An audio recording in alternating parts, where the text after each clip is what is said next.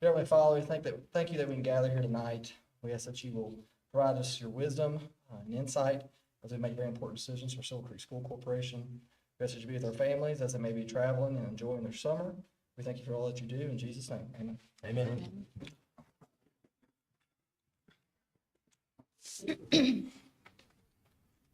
All right, roll call. Mr. Basham is absent tonight. He had a prior engagement. Ms. Bright. Here. Ms. Franklin. Present. Ms. Groan. Mr. Groan. I'm present. Scared me. And I am also present. We have quorum. This time we'll open our special meeting tonight. We're here for see a presentation from Gibraltar Design Services on the facility and feasibility study.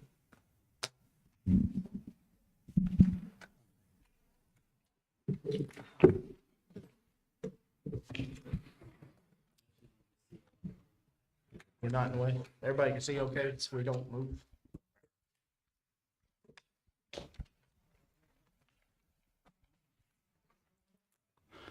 Good evening. Pleasure to be with you again. With me this evening have Jim Thompson with Gibraltar Design, and then also Molly with us this evening. This is kind of exciting because we are kind of turning the page on our assessments up to this point, and then projecting out what to expect in the next few months from Gibraltar. And we're going to need a little bit of input from the board this evening as well to make sure that the feasibility options that we're selecting, that we're on the right path, or if you have some different paths you'd like us to explore. So our agenda for this evening, just going to update on the planning schedule. Want to give a little bit of feedback from recent community collaborative meeting that we had. That was very positive.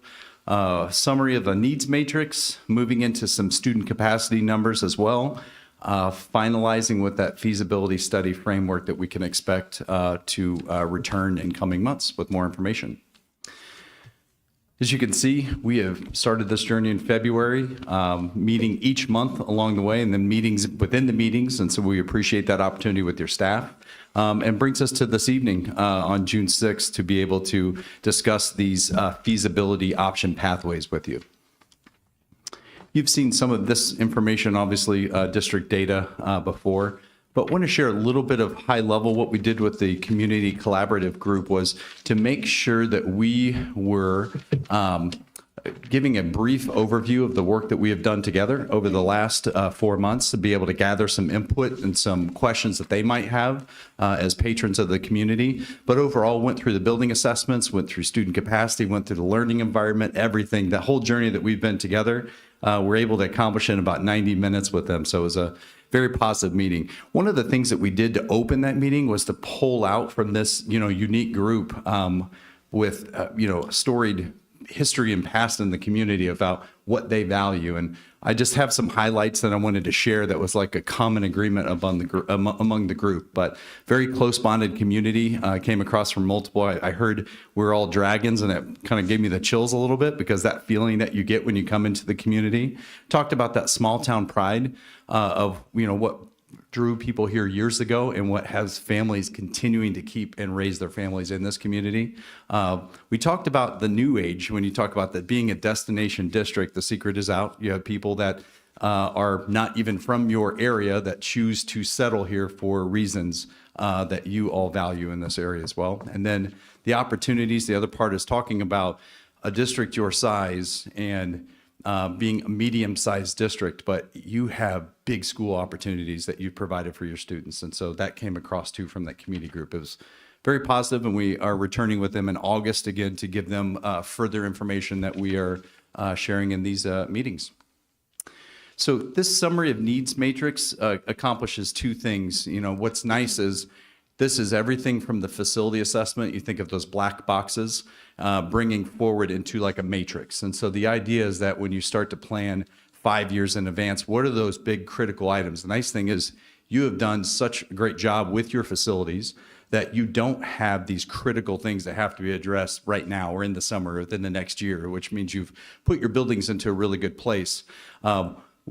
majority of districts that we'll go through, you'll see quite a few black boxes. You can see on your matrix for the facility assessment, you don't have that many black boxes of immediate concerns.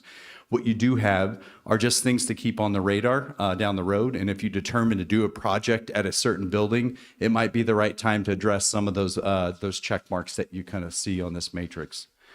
And you could look at this as kind of a summary of what we've done from the facilities in the last few months. Looking at the learning environments, if you remember, we collected this input from principals, from staff, and bringing forward some of those needs and in some cases, some of those wants at each of the school levels. So we put a check if it applies to that school. We've reviewed this in previous meetings, but wanted to have it just on one easy to digest document so that you can look at it in two different ways. You could look at what would it look like to have designated space and robotic STEM learning at all three levels of the primary school, elementary school, middle school. Or do you look at it as if you want to address things at the middle school, let's look at it going down so you can look at it vertically as well. The other part of this that's probably important as well is, again, you move forward with a project. These are considerations to, if we're going to do this, should we consider this? And so we'll always have this in the back of our mind. So very valuable input from staff. And then now we're going to move into, as we took a deeper dive into your capacities at each of the levels, what I do when we look at existing optimum capacity and functional capacity, and that would be on the far right of this Excel spreadsheet, is looking at what are those capacities. Where I do this is, what is that range of what you're comfortable with in a classroom? Like the ideal would be that optimum. That's best case scenarios. We love when our class sizes are this. That functional would be, I'm okay growing up to this. You know, we could have that, it's the high end of that comfort zone or that range that you would have. And then it gives you a snapshot of how many students can you fit into that building and still function as it's intended. Now with this, I don't typically include like spaces that are like special ed spaces or related art spaces, that you don't look like those to be a part of your capacity counts because they need to function in isolation for something different.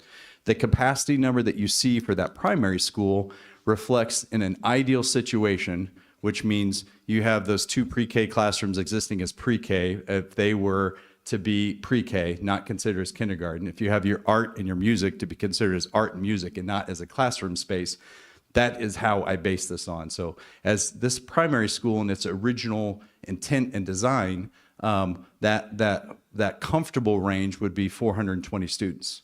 That high end would be 460.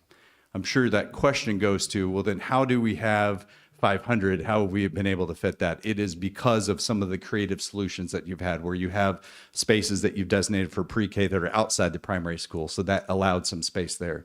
You moving to art and music being used, that also has allowed you to increase your capacity at the primary school. But the end result shows you, and part of the reason why we're here is what would be the best plan to move forward for the primary school.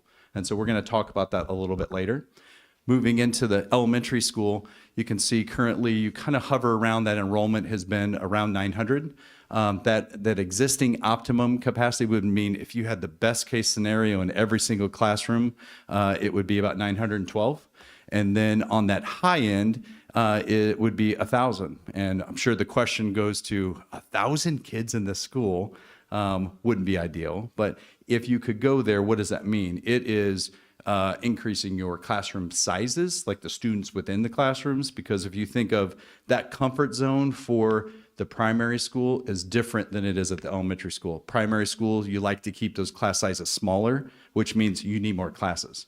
At the elementary school, you have kids that are a little bit more used to school, comfortable with school, and you can have a little bit larger class sizes at the elementary level up until a certain point. Moving to the middle school, same conversation is probably the primary, is that you hover around 760, 752 in the last few years. If you have an ideal situation, everything that's designated a classroom was a classroom with an ideal class size, that low end would be 600, that high end would be 720. How are you able to accomplish that now? You are having classrooms go to spaces that aren't really designated for classrooms, that are functioning as classrooms and working out fine for a short term, but again, not a long-term solution for the middle school.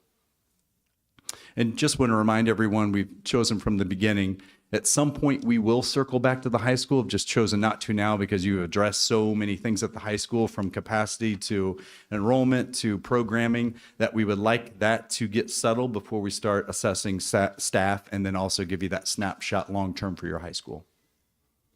Any questions on this before we move into the feasibility? I do have a question, I guess. Your existing, the capacity here at Silver Creek Elementary School, 912 being optimum, and then a little over 1,000 as being max. Yet we're at 863 2 years ago and 901 last year, or I'm sorry, 901 this year, and there's not a room to be had. Mm-hmm. So, and we feel like we've maxed out based on, guidelines presented to us, the maximum number of kids per classroom. How are we still falling below capacity, but yet we have zero space? So I wouldn't say that you're falling below capacity. I would say you're right at that comfortable capacity. Yeah, but it's number. not comfortable. Right. Yeah, I think you could ask everybody in this building that it's not comfortable. Right. So am I right in saying you're probably looking at 30 kids in a classroom? Is that where you came up with 1,000? When I determine a range, it would be that high end would be a range that you would not want to live at for long term. It's something that you could get by with. Is that where you got 1,000 yes. though? Were you using 30? I could share with you the exact numbers that I used. I respectfully disagree that just because they're older that doing larger class sizes are okay. I mean, I realize this is for feasibility study Right. and such, but I still think there's a need to have smaller class sizes so that the teacher can get to everyone and, have effective instruction. I think we're at 26 almost, right, Sandy, per classroom. I mean, I think it's good to see where your range is, so that ultimately, even if you're using that data of 30 kids in a classroom, that we understand that may not be what we do, but it's good to see that if we had to push that threshold for whatever reason, we could do so. I think we have to have the high end and where we're at. I think you have to look at all of the information and all of the numbers Right. to assess what we can do versus what we want to do. Yeah, I don't disagree with you. I'm not coming here saying that you have plenty of, you're swimming in space, because I walked through every space with the principal, and I know that every square footage is being used. And even for next year, there's plans of even further, if you were to grow even more, because you want to stay into that comfort range, that you're going to start sacrificing programming. So I do agree with you there. What I'm hearing though is that you are at your comfort level currently, where you are with class sizes, which means that growing in a capacity within a classroom is not something that your board is willing to entertain. You want to continue to look at options for the elementary school as well. Yeah, I mean, I think we've Yes. had to put maybe a few extra kids in classrooms, even more so than what we'd like to have because of where we're at. But again, I'm not questioning the data as far. I just to me, from your standards, what is optimal? Because if we're 26 to 28 kids per classroom, which I believe is what we're averaging at for the most part, and that's a little uncomfortable for our teachers and our staff, and there's not a single room to be had, then how is our optimum capacity at 912? I just want to make sure that's correct. Yeah, it from this, it is, but it also doesn't measure some of those pressure points that comes with having, operating at 900. There's some pressure points, and I noticed them. It is hallway traffic, it's travel, it's the coordination of the band of what you have to do to make sure third grade's coming in this hallway as fourth grade's going down that hallway. So I do realize that there's some pressure points here. So maybe the question is what formula are you using? Number of rooms divided by students with like that space between 26 and 30? Like what formula are you using to come up with that final number that, versus is it total square footage versus, how are you doing that? It is by classroom count of you take away special ed spaces, related art spaces, you take away those programming spaces, and you just do classrooms. And the classrooms, you have a different comfort level at times of what you're willing to put into a second grade classroom versus a fifth grade classroom. And so that range is determined of, you have a low end, you have a high end, times the number of classrooms that you have to use. So basically, because technically our special need, or not our special needs, sorry. Right. Our special area classrooms are classrooms, and our special teacher, our specials teachers aren't operating in the building. It looks like it's okay, Right. but yet we don't have enough classrooms for all of the teachers that we do have. You are correct in that, and you also have some programming that's being, it's in here versus having its own designated Sure. space. So there's Absolutely. some sacrifices that happen with the programming as well. Or teachers like on carts that are moving around to using the already occupied classrooms. Right. Right. That's what I was saying with Yeah. the special need or the special area teachers. Yeah. I know we took special needs out of the equation, but with special area teachers, not having their own dedicated Yeah. space any longer, that technically is a classroom now. Right. So And for me to present like elementary in this way is not to share with you, there's not a problem of capacity at this school. So clearly it was observed, felt and impact of walkthroughs, conversation with principal, and then also from staff input as well. So that pressure point exists here as well. Were intervention rooms, I guess those weren't considered either. Though, or- yeah, those are not considered as like instructional spaces. I mean, they're instructional spaces, but not like homeroom for classrooms that count as places for kids to stay. I mean, I think even our interventionists are like meeting in halls, or we're getting really creative with using like a They're in the stage. I hallway. mean, yeah. So if you I take guess all our of that concern- out of it, then yeah, we technically have enough learning capacity right now, but there's nothing. You would be sacrificing other things as you already have to make it happen. And we are, correct. So the conversation then shifts.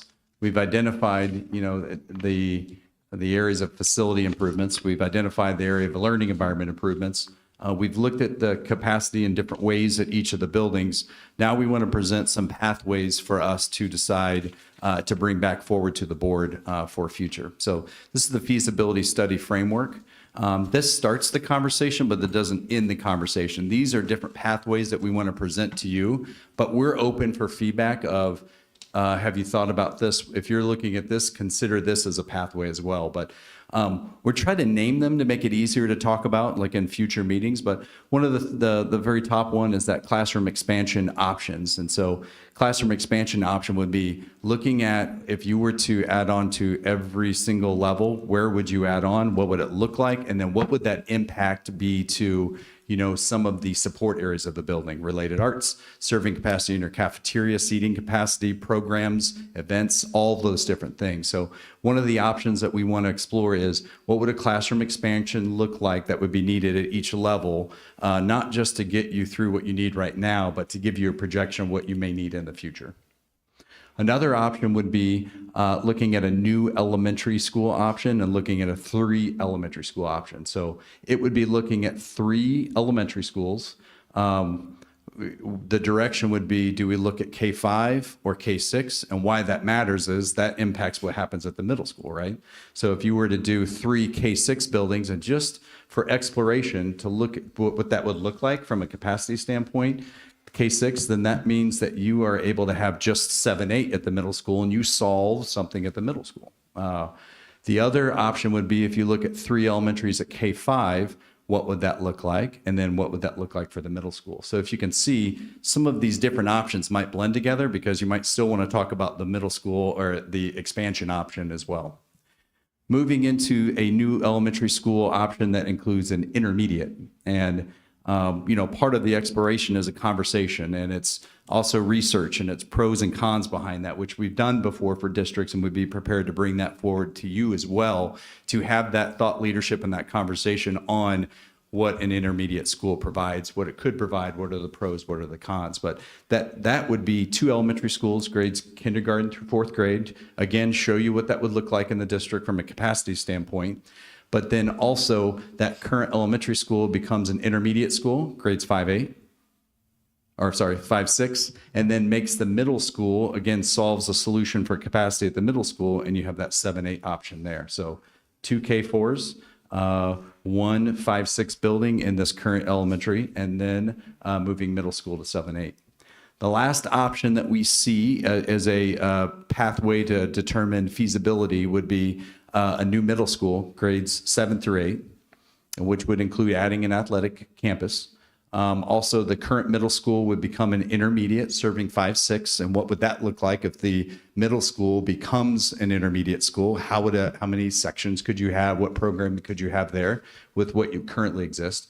And then determine the future pathway for the primary and elementary schools, because that would give you some flexibility to determine grade level configuration. Do you want to add to the primary and then keep this same advancement that you have currently where all of your dragons stay together at every level moving up? So those are 4 different pathways that we see that we want to bring forward, again, just to explore what that would look like so that you can, ask questions, talk about the what ifs, and we're open from direction from the board if you think there's an additional pathway that you would like us to explore.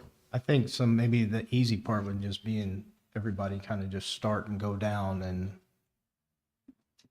instead of trying to have a big dialogue conversation, if that's all right with you. No, I think that's great. Their thoughts. Yes, please. Rachel, you want Can you start with me last? Because I need to wrap my head around Then this. that for a wouldn't be moment. starting with you then. We can end with you last. Yes, that's what I meant. Christy, you want to go? You want me to go first? Go ahead. I mean, for me, of course, not my preference. For me, I feel like if we have a couple different options, right, in front of us, if we're going to go middle school, I'd rather see the middle school go, full 6, 7, 8. That's just me personally, to keep everybody together. Especially, we got new land coming, and of course, I do like the option for the athletic campus because we have looked at that. Right. Plus, it'll alleviate some of the stuff off this campus. That's the main thing, I think, too. I mean, parking is getting very, very hard to get to. But I also think at that point, the middle school could become an intermediate if we wanted to. But I think it would be more along the lines of maybe having 4 or 5. I don't know. I mean, because that becomes even a little bit more complicated if you have 6, 7, 8 over there, right? But that would be my own personal. But I do know that middle schools are going to be a lot more expensive than building an elementary school. But outside of, thanks, Alex. Things echoing. Does that sound better now? I'm still getting it. Still getting reverb. But if we expand over there too, you're now putting more and more students in that building. It's like if you had an expansion on each school, I mean, primary is over, like you said, 900 plus students. Then if we add another wing, now we're talking 1,100 students. It's going to be one of the largest primaries in the state. Mm-hmm. Same way here. I mean, same way at the middle school. So I think I'd rather see a middle school be built, but I think that's just me personally. And part of the exploration, it's free. And we look down that path to determine it might reveal itself that something is not a good option, but we have to explore it to rule it out to get to the right decision. So, I'd agree. I mean, looking at what a 6 to 8 with the athletic campus, again, it gets some programming off of this campus, but also gives you some athletic facilities within the district for some flexibility. So, Correct. No, that's good. We'll add that as exploration as well. I feel like we have just talked about this over Yeah, the but years. it's starting to come to fruition, hopefully. There's a lot to digest with it. I think one of the biggest challenges that we face, in the elementary building here currently is having grades 2 through 5 in the same building. You have that's a huge difference in ages, and how that operates and functions on a daily basis and what that looks like. So I think that's something to be considered with regards to kind of how everything shuffles moving forward. We do have a lot of options with the land and acquisitions that we've made recently and what our pre-K program may look like going forth. I think that once that piece of the puzzle is done, I think that potential piece of the pre-K being out of the primary would really potentially give us some options here to maintain, I think, at least, 3 through 5, but potentially get second grade back over to the primary. But as soon as you move those kids back over there, you're actually, pretty much at capacity again. So I don't think that there's any running from the truth, which is I think that we need expansion at both the I think we need a new elementary building. And I think that we need significant expansion, if not another middle school. I mean, that's just the reality of it. I think that what holds us back a little bit, and really just stating that and saying that out loud, is like the financial concerns that it brings, But that's just my overall take. I think no matter how you look at it, even if you move those kids around, we're looking at potentially needing another feeder elementary school, and then a significant expansion at the middle school, if not another middle school. And through our estimating, we'll be able to tell that. So we'll be able to not only just present to you options and pictures of what it would look like and what it would mean for you, what you would get for your money, but we would explore what does that mean to your community financially as well to solve some of these. Because you mentioned something, Chrissy, was important, is like, we can't look at this as solving one school, because then it creates a pressure point even bigger at a different school. So it is, you have, as a board, taken the right approach to this, that you're not just looking to solve one school, one problem at one time. You're looking at setting up the district so that the boards in the future know that there was a roadmap for them to get there. So For me personally, I am not a fan of 3 elementary schools. 3 elementary schools brings 3 sets of overheads, and that's a long-term cost. That's hard to digest for me. If somebody came to me and said, "Hey, Chris, you've got a checkbook here. Money is no option," which we know it is. So I'm just sharing, my thoughts and kind of get your feedback. I would love to get elementary off of this campus. It creates, as in the number of students that we have here, with the car riders, it just creates a lot of congestion. I think that somebody had said, I don't remember if it was Sandy or one of you guys, there's more car riders at the elementary school here than there are at the middle and the high school combined, by a lot, which creates traffic congestion. And getting kind of separating that campus a little bit to potentially the new property, I think brings a lot of value. The part that while I agree that, middle school would be a nice option, it comes at probably a much higher cost than an elementary school. And then in addition to it, you talk about athletic fields. We just spent a ton of money on athletic fields that we have here. And to do that, while maybe not as extreme as what we have here, correct, you're still talking about millions of dollars, and putting millions of dollars into an athletic facility that could be here, where, because you're talking about having to build baseball field, softball field, football track, because if not, then we have to worry about busing students from the south side of Sellersburg over here to the north side to use the athletic facilities. yeah, So to me, the open book would be, hey, we utilize our primary school the way we have it now, whether that means expanding it or whatnot. Does that mean that it's just pre-K and kindergarten? And then we build one big elementary school that will house first grade through 5th grade, and then do an expansion to the middle school to be able to allow everything to feed in. So I just have a hard time putting 3 elementaries. I mean, you could say we turn the primary school into a K through 4 or a K through 5. right, It's not big enough. What are you going to have 2 classes in each? And then you have to reconfigure that newer building because everything's built for small kids. yeah. So, you're talking about a whole different package. So two elementaries at the most, for me personally, is having the pre-KK, whether that's pre-K or kindergarten first, second, and then an elementary school for, 3rd through 5th or 3rd through 6th. Those are options. I just have a hard time really digesting the fact of opening a 3rd elementary school because overhead's not cheap. And I'm not talking about just the overhead of salaries, and it's the operations. Right. It's the staff for operations. It's utility bills and water bills and everything else that goes along with it. It's not cheap to operate a building. And I'm glad to hear your thoughts on that, because my big takeaway too is, yes, this option, exploring it, may determine that that's not a good pathway, but you end up seeing what would the primary school be like as a K-4? What would that entail? What would happen? What would the capacity look like to eliminate that? We explored that as a possibility. But when you said also, yeah, we have to remember that as the elementary grows, that means the middle school is growing, and the high school we know is growing and will eventually grow. You're all doing all of that growth on one campus. And what is that long-term solution that's going to give you that flexibility on this campus? Because we know the high school is going to be there for the next 30, 40 years, and potentially even longer. And so with that, how do you set this campus up for success in the future, not just one building? I think too, what supports you a little bit in your thought process is that if you look at the elementary building, you look at the years that the buildings were built.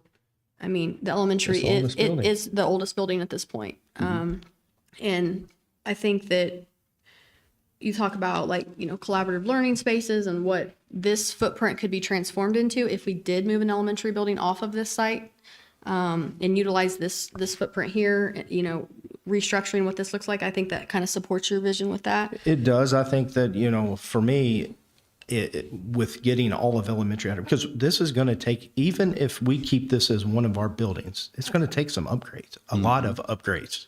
Okay. But what could we repurpose this to be? Could it be, you know, the STEM center? Could we have a section of this building that's dedicated to STEM learning? You know, the robotics clubs that meet here. Could you, I don't know what the ceilings look like here. Can you add a couple of extra gymnasiums or, you know, gym floors to turn it into a field house slash, you know, STEM type learning building? I think that, you know, I don't know how far down that rabbit hole we want to go. But to me, I think just getting some of the congestion off of this 40 acres is going to be key, because, you know, we know that parking is an issue. And when, you know, the car riders, as I said, creates a lot of congestion in the mornings and in the afternoons. But, you know, yeah, Christy's right. I think, you know, I'm not saying we demolish this building. I think that it's potentially something that could be repurposed into something else. And you're right, destination of the other buildings and configuration will also create some opportunity. It is centrally located. It is a lot of square footage. So to your point, that's worth exploring as well once we determine best route for some other options. Okay, yeah. Rachel, so it's your turn. I'm ready to You've give been some patient. input. So agreeing with some of the others here, I'm not a fan of the 3 elementaries. I'm also not a fan of the new middle school with the athletic campus and such. But looking at that middle option there with the 2 elementary schools and changing the footprint of this, what I would call this main campus, I could see where that would be beneficial, except for the part where it states that this current elementary would be grades 5 through 6. I don't think we would be using it to full capacity if we did that, just having 2 grade levels. So I could see where having this school more like a 4 through 6, and then having your primary K through 3, having a new elementary K through 3. And so this campus would be like 4 through 12. And then I think that way you're optimizing more of this building. And then you're still able to keep the primary like it is, having your 3 grade levels, because the pre-K would be somewhere else. And then that way you're still just building 1 elementary school and using the spaces that you currently have a little more efficiently. But you're renovating all buildings at that point in time. And I will say, you know, I'm the one that brought this up because to me, I feel it's important to me, but that's Chris Roundtree speaking. That's not the board. The one thing that I love about this school corporation is that when you're in kindergarten together, all the kindergartners go to school together, all the first graders. So when they get up to junior high and they get up to middle school, to high school. They've gone to school together if they've been here the whole time, their entire career. So you already have friends in all capacities. You're not trying to merge, third grade or fourth grade from two separate buildings into one building. That creates, cliques and animosity. That was kind of the thing at New Albany High School. One of the biggest problem for incoming folks into New Albany High School was, were you a Hazelwood or a Scrib nerd? Yeah. And when you mix them together, there were already cliques that were formed, which creates problem with learning and disruption in the classroom. Having that we're all dragon mentality is important for me personally. I will say that, but I've had conversations with my kids, and there's kids that are in the classrooms, they don't know who the other kids are. They're like, I don't know, I've never seen them, never been in my classroom over 4 or 5 years. Let's be honest, not everybody's gonna be in it. Of course, when you go into middle school, you're orange and blues and everything else changes. You're not gonna see every kid. One thing I was gonna ask about is, one thing we haven't addressed is that bus barn. And of course, like with that admin building over there, are we looking at that as a vocational school? Are we looking at that as maybe a potential STEM section there? If we're taking that off, because I firmly believe we all want that to be either over at the location across by the primary or at our new piece of land. I think that needs to be looked at too, because again, that becomes a very big collaborative space for our kids. And if, We have had some conversations, and do we talk about that yet? Is it too soon to talk about it? So don't glad to think so. hear you. That is a piece of the puzzle that should be considered for the long-term trajectory of the. That might be the first I domino think- that falls. I mean, I it think really we have to have is. a laid out plan very soon. I think the smoke and the mirror that's going around on our campus right now is, oh my gosh, we're, renovating the high school. We've got a lot of construction going on, but we're nowhere near where we are at. That high school, when finished, is going to be amazing, and it's going to have capacity for growth for students. We don't have it anywhere else in our district. Chris, I agree with Chris. That's why I sent my kids to school here, was I wanted them to grow up, and the relationships, and even with staff and family in this community, when you have community in school like that, that is amazing to have. I think we're at a threshold where we may not be able to maintain that in avoiding a multitude of elementary buildings. But I think we're so early in the conversation yet again that we need to kind of almost go back to the beginning of what do we want the vision to look like? And one of the things I think Chris is touching on, but not necessarily have a clear vision on it at all for any of us, is that we have been presented with some really awesome, transcending, academic buildings that have been built over the nation. And a lot of those combine collaborative space, athletic events, training, and specialize in certain types of programming. And I know we've looked at one before that was built, and I think that we want to explore all of those options. What does modern facilities look like when you mesh those together? Yeah. Because we have a unique need here, which is even though we built all those athletic fields, there's still a ton of needs. Because when we put those plans into place, as nice as they look and as good as they look and as improved as they are, we held back a lot on what we felt like we needed. Even in our theater department, our auditorium originally was perhaps going to be double the size that it is, but we scaled stuff back at times because of the cost and our budget. And so I think that we've got to be open-minded to what we can do to get the most out of our footprint, and that may look different than what any other school around here looks like by building something like that type of facility. Right. And the one thing I want to make sure, I'm not advocating that we should only have one elementary. When I'm saying, and I'm categorizing primary as an elementary, right? I still have that primary building. I think it's worked wonders for us being able to separate, kindergarten, first grade, preschool into its own group, and then graduating them to an elementary building. I still think that we keep that. What I was saying about is having two second grade or third grade through in addition to the primary. Okay. That's when I say 3 buildings. That's helpful. And this conversation is everything this is meant to be. It is meant to throw all the cards out, begin this conversation, and then we do the research, exploration, and bring that back to give you the impact of what that would be in these different decisions and pathways. And then we move into the estimating part and come together at the end to determine the destination for the district and keep you on that path that you want it to be. Ultimately, that's what's going to drive. Yeah. I mean, we could have all, we got champagne taste over here, but we may have beer budget. So, Right. We've got to figure out what costs are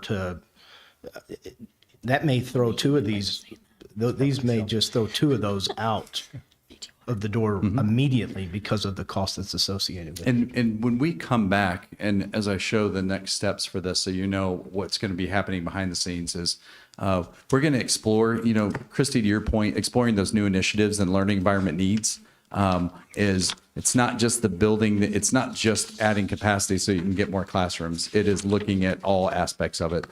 Which is kind of why we got the staff input and we have the learning environment matrix. We're going to continue to align those learning environment matrix needs, the matrices that you saw earlier. But what we will do today is carry forward and continue that exploration of feasibility options and capacities to meet your needs that build into that future master plan. So what you can expect from us is our conversation today with also those 4 plans. We will bring that forward so you can start to see visuals and understand what that means so that we can start eliminating some options because, as you mentioned, Chris, funding does matter. And where you want to make sure that return of investment doesn't just solve one problem, it solves all of the problems and set your district for a good I path. think the one thing that we can all agree upon is that the last thing we ever want to do is have to cut our programming for our students because we don't have the facility to make it happen. Because I truly believe that we have like the staff and the attitude and the investment here from our community and our teachers and administrators here that like, if we build it, they'll do it. If it's available, they'll make it happen. And even with the facilities they've had, they've made an amazing amount of things work that they probably should have never been asked to do. But you mentioned that earlier, like, oh, you're already cutting programming to address this. Right. And I think that's important for the community to know. Like, we're growing like this amazing STEM program here, but is it at risk of not occurring because we don't have the facilities to have the capacity to have the area and space to use it? I mean, Or are they turning away kids yes, because that's a yeah. concern. And I think that it's a big concern that we all need to have on our radar. This is the robotics room. Yeah. But with the steps and everything else, I mean, theoretically, it's not a great option to just use this bottom ledge. There could be, there are people in this school corporation that go way above and beyond to make things happen when it's easier to say, sorry, we can't do this because we don't have the facility or the room, but they make it work. We need to be able to provide the facilities for them to be able to do their job better, or to be able to do the job easier, I should say, not better because they're doing a great job, but it's easier on them and it does not create that. But like what you said just a little bit ago, one thing we can't do is we can't create a bottleneck. We can't have the big, huge funnel at the high school because we have all this room and capacity now, and then have a smaller funnel in the kindergarten, first grade, and we'll never get it. It's very rare that you see where students are going to say, okay, well, you know what? I'm not going to start school at Silver Creek because they didn't have the room for me, but I'll go back when I'm in 9th grade. It's not going to happen. You lose them. Yeah, and if you look at the numbers, that's where the growth is. You see sometimes they come in after their elementary year into the middle school, and you'll see a growth kind of there in 6th grade because they come from maybe private school. But consistently, the growth is, where you start your school. And that's, I think, so true here because once you start your kids in Silver Creek, you'll probably never take them out because everybody here is great. And so it's only going to just keep building and growing. And then you look at those numbers that you collected for us. I mean, the enrollment speaks for itself and where it's occurring.